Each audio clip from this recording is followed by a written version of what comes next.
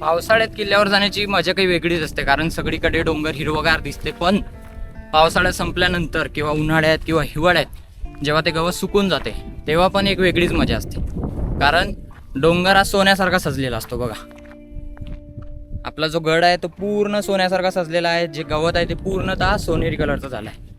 त्यामुळे असं नाही की तुम्ही पावसाळ्यातच गडावर या आणि उन्हाळ्यात वगैरे गडावर येण्याचं टाळा. नाही, गडावर तुम्ही कधी पण येऊ शकता, कारण पावसाळ्यात आपल्याला काही गोष्टी असतात गडावर, ज्या पाण्याच्या टाक्या वगैरे आहे, त्या पाण्याच्या टाक्याच्या आतमध्ये काही गुफा वगैरे असतात किंवा गडावर काही गोष्टी असतात ज्या पावसाळ्यामुळे झाडाझुडपांमुळे दबून जातात आणि त्या आपल्याला दिसत नाही. पण तेच गोष्टी जर तुम्ही उन्हाळ्यात गडावर आले तर तुम्हाला त्या दिसून पडणार आणि तुम्ही त्याचा आनंद घेऊ शकता. एक वेगळाच भाग तुमच्या समोर एक्सप्लोर होणार गडाचा. तुम्हाला वाटणार की काय खरंच म्हणजे वेगळीच मजा असते.